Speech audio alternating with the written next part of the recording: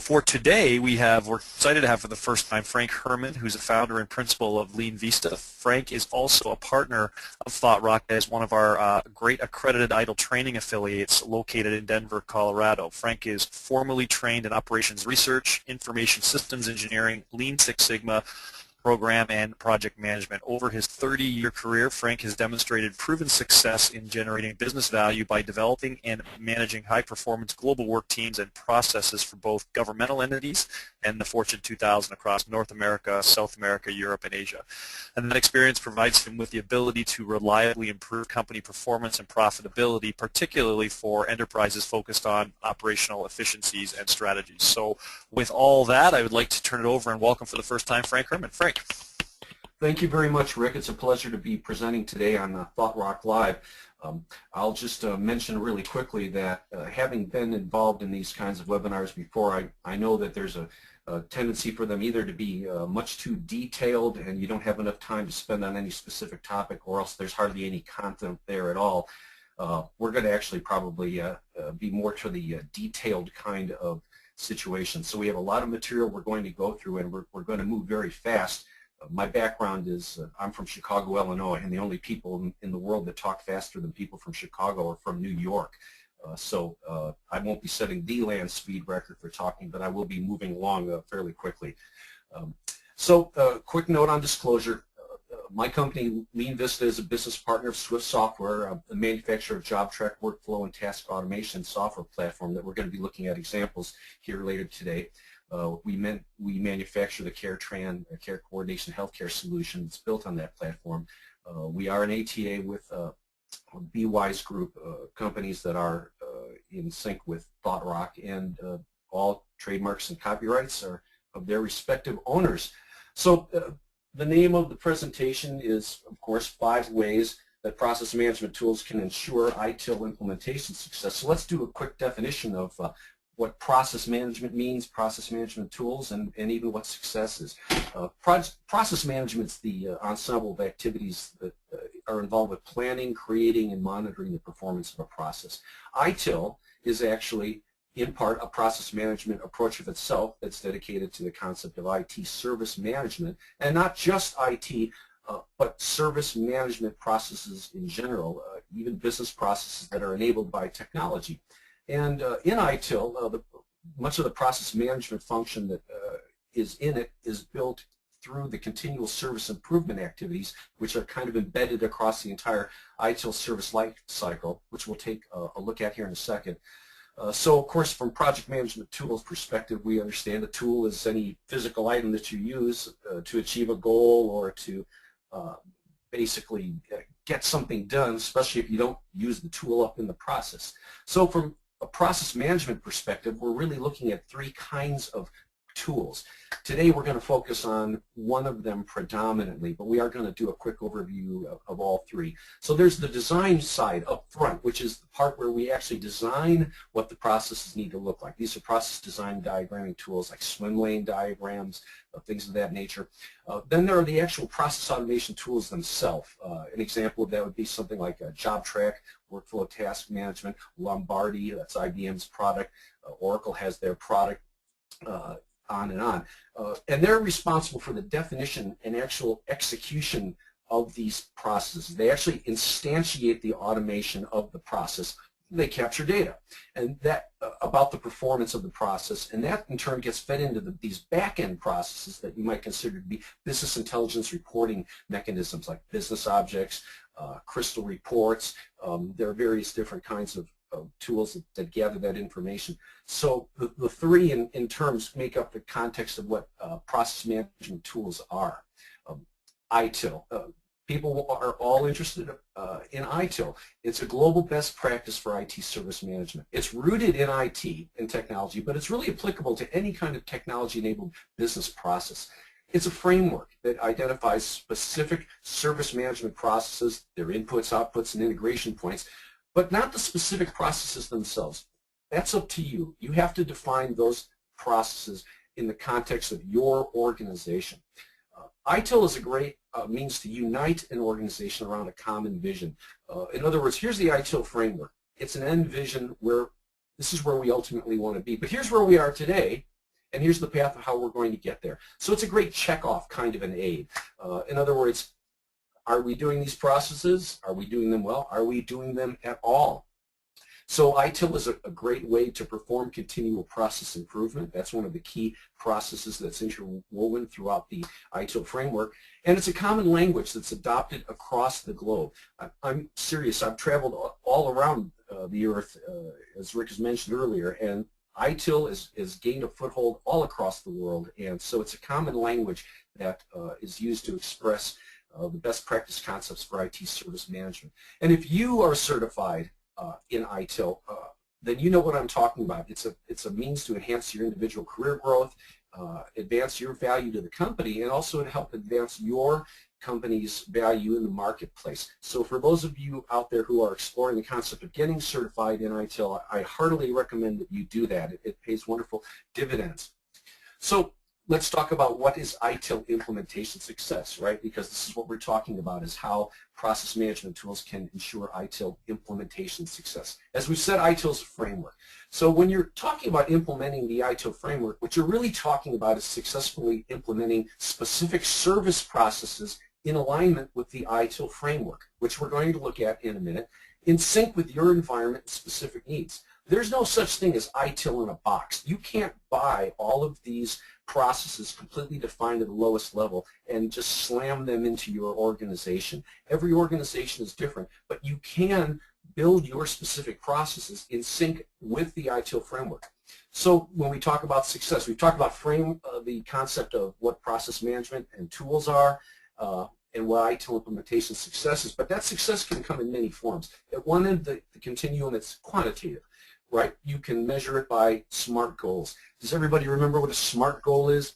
A goal has to be specific, measurable, attainable, relevant, timely, solve 65% of Tier 1 tickets without escalating to Tier 2 in 24 hours. That's a good SMART goal.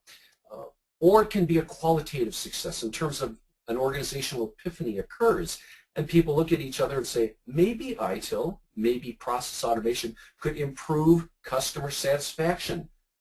Let's try a pilot. That's a big success. That's a huge step forward in an organizational maturity perspective. So I promised you 5 ways that we were going to show you how these process automation environments could ensure the success. And I'm actually going to show you many more than 5 ways, but I'll start off with the 5-way summary, which is that these process management tools, they provide a means to unite an organization's people, process, and when I say process, I mean ITIL or business processes, and technology in a seamless, cost-effective manner that significantly increases productivity and profitability. These 5 ways are: they increase organizational visibility. They provide real-time speed to your processes, real-time being in the context of the requirement of the process. They help define quality and hit quality targets. They provide accountability to performance and regulatory compliance. And they, most importantly, help you improve your financial performance. And all of those things in total mean that you get an improved capability to compete. Now that's the premise of what process automation tools do in summary. There are actually many more, and we're going to dive right down into them. So what we're going to do is we're going to go on a process automation journey. We're actually going to take you through a compressed cycle where we're going to start off with a very high level abstraction of what the ITIL framework is, and then we're going to move down quite quickly to that level of concreteness where you're going to actually see an example of automated process. So let's go on this journey right now. I think you've all seen this before at one point or another. If not, this is the ITIL service lifecycle. This is the top level representation of what ITIL is. At the core of it, of course, is service strategy. That drives service design, which then goes through service transition and pushes these processes into operation. And surrounding all this is continual service improvement. Now, this is a framework. You don't see any actual processes here. What you're really looking at is more like functions. So we need to start a decomposition from this high-level abstraction to some specific meat and potatoes that we can turn around and automate. So the next step in this process is then to begin what we would call the drill down process. And so here is an example of moving the framework down from this high-level block diagram to the beginnings of specific processes. Now, as one of my old colleagues used to call these kinds of diagrams, this is an eye chart, right? I'm not sure that you'll be able to see in all of its glory the detail of the names of each of these processes. But what you should see here is that before we had about 5 major processes. Now you're seeing something like 15 or 20 different processes. But even these processes, they represent an advancement in detail over what we saw before, but they're still too high level to actually execute. And the reason that that is because what you're not seeing here is any kind of juxtaposition between a process and something that represents an organization unit, meaning a person, a department, a team. And so we have to continue through this kind of decomposition. This particular diagram is provided by itprocessmaps.com. LeanVista has no relationship to them whatsoever, but we think it's a great example for people to see how these things can be decomposed. You can decompose these in any number of different ways, but we have to keep going down. This is not enough detail for us, so here we go. We're going down to the next level. Ultimately, after several iterations of this, you're going to get down to something that you need to be, to a level you need to be at, which we call a swim lane diagram. It's just a kind of a nickname. I'm not sure what the exact official name of these are, but everyone knows them as swim lane diagrams. And the important thing about this diagram is that you're seeing a juxtaposition of the process activities, which are now coming down to the concepts of tasks, specific identifiable pieces of work that have a start and a stop and have various statuses of completeness or lack of completeness associated with them. So here on the left side you see the organizational units, various agencies, the CIO's office, a steering committee. So some trigger has kicked off this particular process. Here it's a 3-year rolling plan, so in June this process kicks off. And what you see now is that there are tasks that are occurring, and as they're occurring, things are being moved back and forth between different organizations or individuals. And you don't see it in this example, but there will be decision points that define the direction of the flow. Does it go here or does it go there? So you have to get your processes down to this level. And I don't mean all of them. You have to pick the right processes to begin your journey with. And we're going to talk a little bit later about how do you define what's a good example for a pilot process that you might want to start this off. But in general, you need to get down to this level of detail minimally before you're really prepared to automate something. So now we're down there at the bottom of the design phase, if you will, and now we're ready to make the transition over from the logical kind of design approach to the physical implementation. Now, what I'm going to show you then is some examples of some of the types of outputs or physical representations of these processes. And so let's get into it.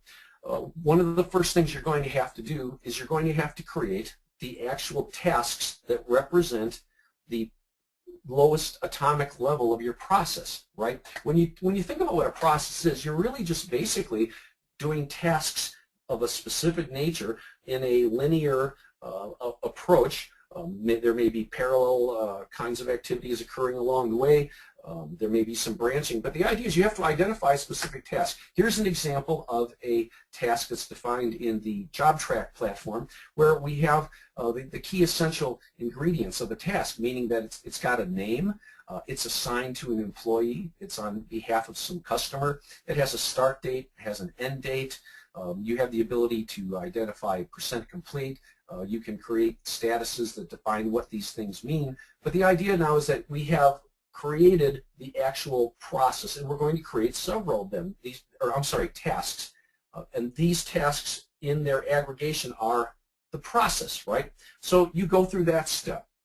Then the next step is, and I'm operating at a very high level here, you're going to define workflow rules that tell the platform how to decide how to route and notify people of tasks that they have responsibility for. So here's an example of a really great way to do that. I really like this particular approach where instead of doing custom programming where you need a programmer, you've actually got a way to do this that a business subject matter expert or a systems analyst can do, kind of a click configure approach where we have a rule that all rules basically have the same concept, right? There's a criteria that represents the conditions you're trying to trap for that determine what you want to respond to, and then an action that occurs. So at the high level, you're defining a criteria, you're determining an action that has to occur, and then at that point, maybe you're going to generate new tasks or projects depending on the nature of the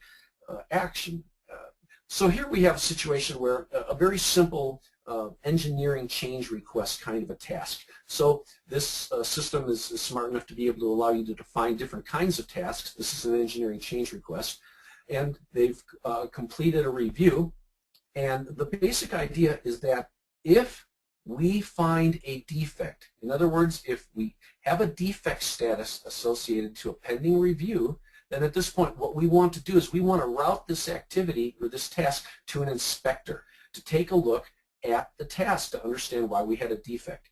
Is this an ITIL process? Well, sure. This is part of release management. It might be part of change management. It might be part of service operation. It just depends on how you've flown, how you have flowed it into your organization. But the main point is that this rule is now going to reroute this. So when Joan Smith logs in the morning or anytime during the day, she'll get a notification that says, hello, this is the intelligent workflow engine, and we just discovered a process that has a defect, and we need you to take a look at this. And because it's done in an automatic fashion, it's instant. There's no gap in time. It's not like Joe on Monday figured this out, and then he knew he meant to tell Joan, but he didn't get around to sending her an email till Tuesday at 5, which means that it's really Wednesday. So this is an example of how automation can really help move things along. So there's a model behind how all process automation work tools ought to work. And this is a great example of that model that talks to the idea of organizational visibility and the fact that process automation tools are your key to getting organizational visibility of all the activities that are going on. So when you think about what does an entity or an enterprise look like, it's a hierarchy, right? At the top, you have the major company. This might be a holding company, or it might be literally its own entity. And then it's comprised of departments, sub-departments, going on down to teams. There may be queues out there. And so the idea is that ultimately at the bottom there are individual contributors who are actually doing the real work. And so what you want this process automation tool to be able to do is to be able to provide you with the appropriate level of dashboard visibility at each level as you go along, so that managers can manage their scope of control in a manner that doesn't clutter their visibility with too much detail, but also gives them the ability to drill down. Because what we're really trying to get to is we're trying to get to a perfect, as much as anything can be perfect, understanding of the capabilities from a capacity management perspective of what we can do in this organization. Are we under capacity? Are we over capacity? If we want to take on this new job, can we do it with our existing staff? If so, how long is it going to, then that's great. If not, and we have to scale up, how long is that going to take? And so you want a product that will enable you to create summaries for everybody on a daily basis, give people views of this automation, or I'm sorry, visibility of all these activities. And so this is something that every tool should be able to do. If it doesn't do it, then you're not getting the full premise of what that's about. So this is a model, right? This is an actual physical reality. This is a model of how it ought to work. Let's take a look at what it would look like if it was actually implemented. What kind of data would you actually be able to see? So here is an example of an actual instantiation of that model. Now again, I apologize, this is a bit of an eye chart. It's kind of hard to see the details, but what you're seeing here basically is the macro view of the organization. And we have three views in this particular dashboard. We have a view that looks at the current workload by each department in the company. We have a view that looks at a specific team's tasks. And we also have a view of activities through the eyes of a client, right? Our some of our most important constituencies. So when we look at this, let's start with our workload by department. I mean, the first thing that should be obvious to everybody is that this department here, system administration, has 2 to 3 times as much activity as anybody else. Is that good? Is that bad? I don't know. Maybe that's okay. But if you'd like to know, wouldn't it be great to be able to just click on this and then drill down? A good process automation tool will allow you to do that. But the key point is that now you're starting to be able to see trends, big trends. One of the interesting things that we're going to talk about a little bit later is the notion of human beings and what they're good at and what they're not good at in terms of things like pattern recognition and abstract thinking as being to the good, and to the bad being that we're not really great at remembering 10,000 things, and we're not really great at doing tons of repetitive tasks over and over again. And so these tools help you make knowledge work, and not just rote kinds of grinded out tasks. So here in this situation, I can see that, oh, on my team, fully 68 of my tasks haven't even started yet. Well, is that good? Is that okay? Is it appropriate? I don't know, but I'd like to be able to click down and see that. It does look a little bit suspicious.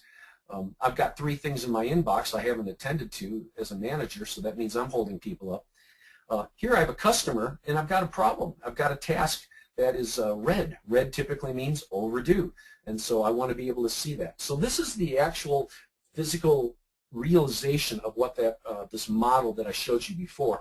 That is the physical realization of that.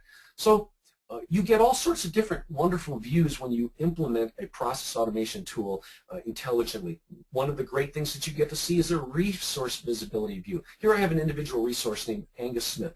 Angus is a person who is a great contributor, but as a manager, I've made a mistake here. I've accidentally assigned him a task that is going to have to have him work at least 12 hours on June 18th. Of course, I have him completely underutilized on the 20th. Is it smart for me as a manager to have caused this situation? Well, on one hand, maybe I have no choice. Maybe it's a customer deliverable. The date's due is the date due. But on the other hand, if I have the ability to move this around, this is the kind of insight that I can get. Maybe I say, okay, I can't have Angus do this. I know he's got to go home at 5 o'clock because he's got a doctor's appointment. I'm going to assign it to somebody else. This is something you can see with a good tool across the entire organization at each level of the organization. So we saw this slide before. You also get the ability to see task visibility. This is the lowest atomic level of what's going on. And so now I get to see what's going on with a specific task. I, as a manager, if I have the permissions, I can come in and see what's going on with this task. I can see its status. I can see when it's due. I can set reminders in advance of the task so that the person will have lead time to be able to prepare and start the task right on time. What's one of the biggest reasons why tasks are late? It's because they're started late. You know, it's just a common problem. And I can also set checkpoints and turn around and say, hey, if this task isn't halfway done, halfway through the amount of time to do it, then I'm probably going to be late with this task, even though I'm not late yet. So these are examples of task visibility. I like this particular representation because I get to customize what's on the screen. And of course, I have a dashboard here on the left side that helps me as the manager to be able to see what my whole team is doing. How do I know this screen is for a manager? Because it says team tasks. So I can see someone. So here I can see on my team I have 94 tasks overdue. So I'll probably be fired tomorrow because no manager should have 94 overdue tasks. I can see I have 1 task due today, and I can see that I have 39 that are in process that aren't late. But this is the kind of task visibility that a really modern task and process automation environment can give you. So, of course, every automation environment needs to attend to the concept of security, the idea of setting up permission groups for role-based security. This is just a partial list of the kinds of security responsibilities that you can control. But the idea is, for this particular person, this is a contact, and that represents a person. Who is he a boss of, dispatcher for? That means who can he assign tasks to? Who can she get notifications from? Who else is a role that has a similar role as this person? And then I can turn around and in a very granular way identify what they can or can't do. So your task and automation environment needs to have something like this. And when you do, the beauty of this is that now you can extend cross-ecosystem processes between your suppliers, yourself, your customers, and you can weave these integrated webs of process that really bring the efficiencies across everyone.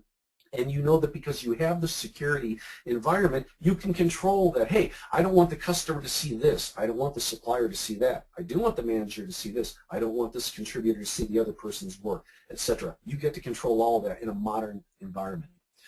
You also we'll be able to see audit trails, and I say SOX, Sarbanes-Oxley compliant audit trails. This is critical as well. You're actually required to do this in many, many industries to be able to show what happened to a particular task.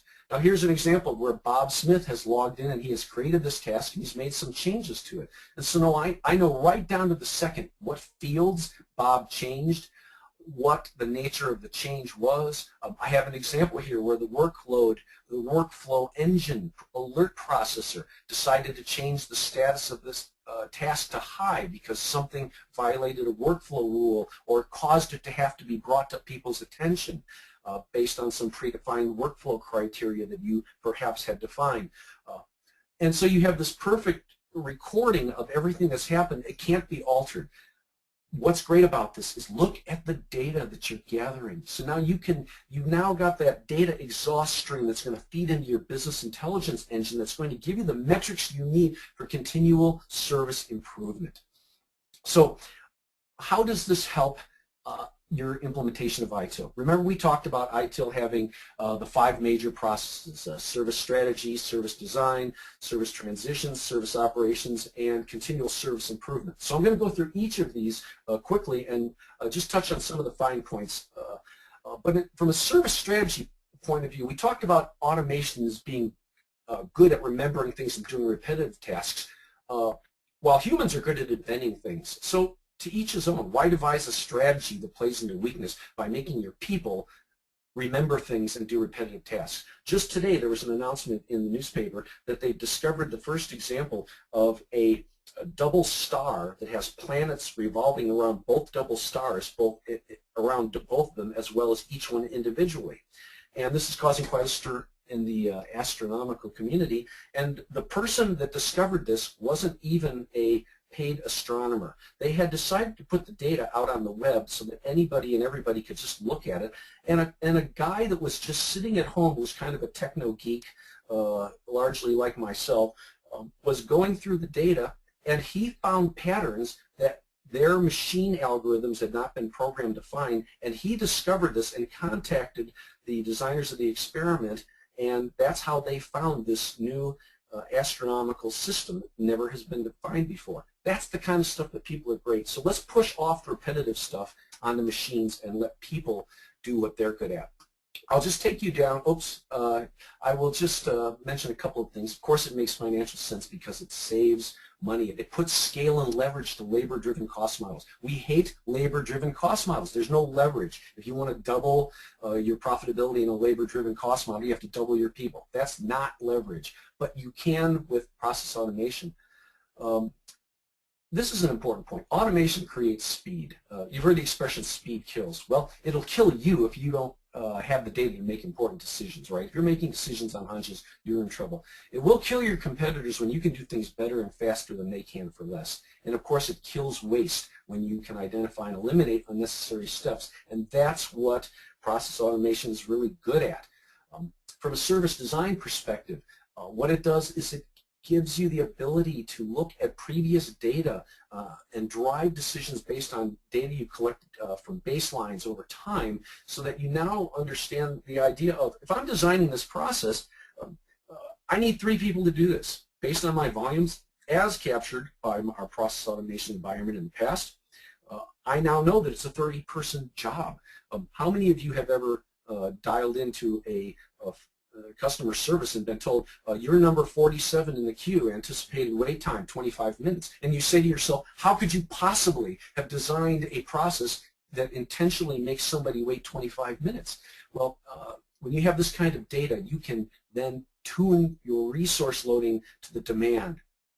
And of course, remember that ITIL is not just about service processes in the technology environment. It's about technology-enabled processes. And so, like everybody today, your business is now on the web. You're using technology to create these relationships and sustain them with your customers and bring value. And so you can use this to implement business processes.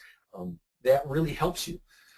From a service transition point of view, remember that's one of the 5 that we talked about. What it's doing is the purpose of service transition is to take processes out of design and move them into production. That's what service transition is all about. So having automated processes, it resolves and removes that ambiguity that occurs when you don't have a clearly defined process. When you do have a clearly defined process, turnover is easy. Everyone's role is clear in what they're going to be doing in the process. It's excellent training material. Why? Because the implementation of the process is the actual documentation of the process. You're killing two birds in one stone, with one stone. It's not like you have to have a whole set of diagrams on one hand and then this environment on the other hand. It's all part of the same thing. And let me tell you, there's nothing like an automated process to flush an unresolved issue. You get to a certain point, you have to branch. Are you going to give it to this person? Are you going to give it to that person? Well, this will bring that right to the fore. And it gives you the ability to control process in the same way that you control code, computer programming code. And again, I'm telling you that from a SOX compliance perspective, more and more entities are coming under regulation. Financial entities, of course, health entities have always been under that kind of microscope and compliance demands. And so now you have the ability to control those changes to process just like you do for code. And that's a marvelous thing, because if you ever have a situation where you have to go back and reconstruct why something went wrong, like these people with the shots, the compounding pharmacy in Massachusetts that has now put out this compound that has caused people with meningitis. They're dying. They've had 20 deaths. Hundreds and hundreds of people are sick. If they'd had a process environment in place where they could have turned around and shown when they changed their process about how they were doing inspections and QA of that compounding approach, think about how that would help in terms of getting knowledge about avoiding having this happen again in the future. From a service operations point of view, just remember that unused dusty manuals filled with process diagrams don't implement process. I'm sure a lot of people on this call have gone to a lot of effort and investment to create those diagrams prior to getting into office automation. That is not wasted money or time. Believe me, it's not. But you do have to make the transition over into the process environment, because otherwise those manuals are just not going to get you there. Automation helps you get advanced warning of issues before they become problems. I want to know if something's going wrong before I have to deal with it being wrong. That's what automation does. It helps you provide better quality and uniformity of response. It gives you clear credit for performance. You know, people will say, well, I don't like these process automation environments because I don't like Big Brother looking over my shoulder. Right. But remember, at the end of the year, you're sitting there in your annual review and your boss is telling you what you did and do, and you realize your boss has no idea what you did. Well, when you have a process automation environment, you can turn around and say, look at all the tasks I worked on. Look at my on-time performance, my quality rating. So then employees like it. So it's a good thing. Key point, it eliminates slack and gap time. This is really important. Again, we talked about the best way to get a task done on time is to start it on time. We talked about continual service improvement. Process management is all about continual service improvement, and in ITIL, continual service improvement is embedded throughout the entire service lifecycle approach. And if you're going to make evidence-based decisions, you need evidence. That means you need good data. So when you have this automation and you've used it right, you now have unmatched visibility into the operations if you're measuring the right things. Here's a little bit of a doom loop. If you're not automated right now, you're probably already too busy to collect data, right? I can see some of you saying, if I had the time to do this, I would have done it. So you've got to break out of that loop, and we can talk about how to do that later. But if you're not automated, you're probably not making evidence-based decisions. You're making experienced hunch-based data, which will serve you most of the time, but not all of the time. Sometimes not at all. And it is nice to be able to prove you're right or figure out how to fix something that's wrong. So that's how process automation helps continuous service improvement. Now, we're not going to go into all these just because of time, but we have a lot of traits of modern process automation platforms that you need to be aware of. This is just a partial list. I'm not going to go through them all. At the end of the seminar, someone will give the ability, we'll show you a way to get back in touch with me, and I'll be happy to send you the complete tool that we've developed that you can use to evaluate process automation environments. So basically, here's just a list of some of these things: the ability to define tasks and processes, to be able to implement push or pull kinds of approaches, needs to be cloud or service-based. There's a lot of these which I could talk about, but you will be able to go back and revisit and take a closer look at this list as we're going along to see what these all are. The ability to have an active notification system to let people know that it's time for your task to start. The ability to integrate with other environments. Hey, it has to be economical. It has to pay for itself. Important, key important point. Not require a computer programmer to make it work. It has to be able to be managed by business subject matter experts. It should be able to take the work products along for a ride. As I say, I've got a complete list. I'll show you how to get a hold of me afterwards, and we'll get this to you.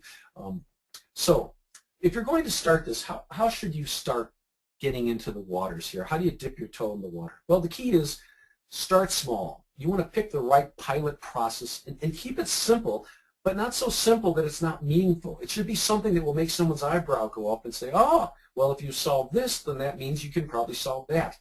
You want to form the right pilot team. That means users and IT side, people that are early adopters, people that are used to change and eagerly anticipate the idea of doing something interesting and new. You want to have metrics on the before and after so you're able to tell what's going on if you have success or not. Define the terms of success clearly. Don't oversell it, and don't start bragging on your success. You be very careful about how you let this data out.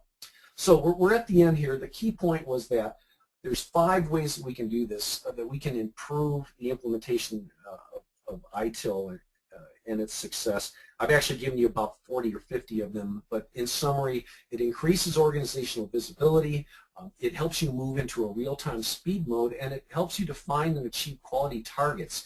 And that makes it possible to provide accountability for people, organizational units, and also to be compliant with regulatory requirements. And finally, it's all about financial performance, right? It improves your financial performance, and that gives you an improved capability to compete. That's the point. So at this point, I'm going to turn it over to Rick and Jeannie, and we'll entertain questions. Excellent. Thanks a lot, Frank. Fantastic job. I've got a few questions here that we'll run through, and if you could do your best, that'd be fantastic. First question: is there any easy way into process automation without making it the size and complexity of a moon landing or a Manhattan project? Is there anything you can think of? Well, absolutely, absolutely.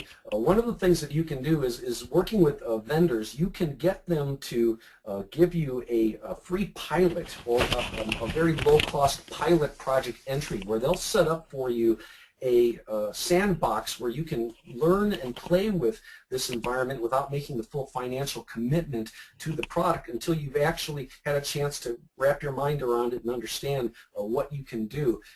And you don't have to implement a huge project process to make it to make a successful case for it. You can pick the right one, and usually they're small and meaningful. So yes, there's an easy way in, and you don't have to ask for $1 million to get started on this. Okay, great. And what are the cost ranges of these process automation platforms in general? Well, as usual, there is a relationship between getting what you pay for, but then there's also something called the law of diminishing returns. You know, I can tell you for a fact that companies like IBM with their Lombardi system can charge you $1 million a department. I know of a Fortune 500 financial company that's seriously entertaining a $12 million process automation project over 12 departments. And they think that's worth the money because of the nature of what they do. On the other hand, you can get into what I would call a fully capable system for as low as $10,000 to $12,000 and still have the vast majority of what you have in the really large, complex environments as well. So in as cheap as $10,000 to $12,000, maybe plus some training expenses, depending on whether you want to do it yourself or if you want to have the vendor do it. But there you go. Now, someone said, well, can't I get in this thing for $500? Aren't there tools out there for $100 that are open source kinds of environments? Well, yes, there are things like that, but they don't have all the capabilities that you need, and they also will turn you into your own software development company when you really just wanted to use the tool. Next question. Good question here. Is there a common place in an organization where people start using this type of automation? Yes, from the ITIL perspective, one of the common places is the handling of trouble tickets. The idea of keeping track of when someone calls in and making sure that the request is routed to the right person, and then tracking it through and making sure that it gets handled in the right way. That's a very common place to start. Okay, great. And is it better to buy a canned help desk in a box process solution, or buy a general purpose process automation environment that we can use to build our own solutions? Yes, that's an important question to discuss. Obviously, there are people out there that are selling help desk in a box. All the processes associated with a help desk are there, and you can just basically throw it in there turnkey, do some training and get it going. Or you can turn around and get a process automation tool yourself and design the processes the way that you want to. So it is possible, but when you buy a process solution in a box, they're typically not extensible. They're not designed to be a generalized process automation tool that you can use for other processes. So when you buy that solution in a box, you've also bought a set of constraints that enables you to not really go far beyond it. Of course, the trade-off is you probably get up to speed a little quicker, possibly. On the other side, if you get a generalized solution, now you have the ability to pick and choose how you want to do these solutions, and you can extend it in any number of directions. And that freedom is very valuable considering how dynamic the business world is and how new demands are constantly showing up. Next question.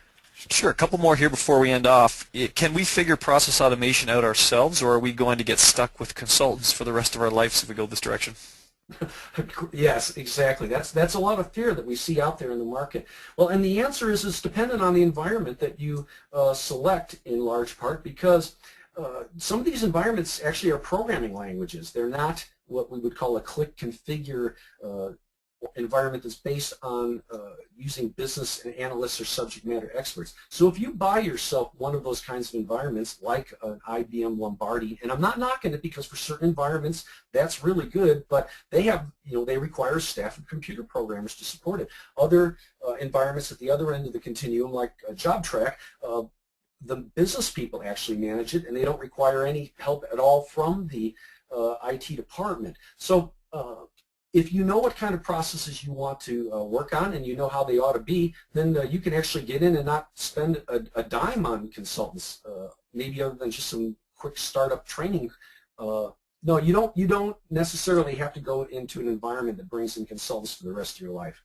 In fact, I recommend against it. Okay, great. And the last question I have here is just in terms of, I guess, payback. So can this really pay for itself? So if we can talk to that a little bit. Absolutely, absolutely it can. At one end, there's the kind of the qualitative approach where people will say, if we could just get one more customer, a customer, we get 50 grand every time we do a customer, even our lowest customer, 50 grand. If we can get one more customer because we can demonstrate a level of competence and sophistication technically, then that pays for a $10,000 or $20,000 process environment, and you're going to get more and more customers. At the other end, if you just take a look at your processes and you do kind of that time motion study where you turn around and you say, it takes us 100 hours to process a new customer onboarding, and we can't bill for that new customer until he's fully onboarded. And guess what? With the new process approach, I can get this person onboarded in 24 hours instead of 100 because I figured out a better process, and automation is making the difference about why it's going to move so fast. It's immediately apparent that these can pay for themselves and many times over. It's one of the easiest found money things that you can engage in business. It's just right there waiting for you just to pick it up. But if you pick the wrong process, if you don't think through the implementation right, you pick the wrong target, then it's going to take a lot longer to get there. Any other Fantastic. questions? No, that's great, Frank. So we're just at 12:47 here. I'm just going to give people a few more minutes to just, if they have any other questions, to post them. And in the meantime, just again to Remind everybody next week, Tuesday, October 23rd on Thought Rock, we have Graham Furness back, who's an ITIL and project management consultant. He will be talking about service management and project management compared. So again, keep an eye out for the newsletter to get more information there.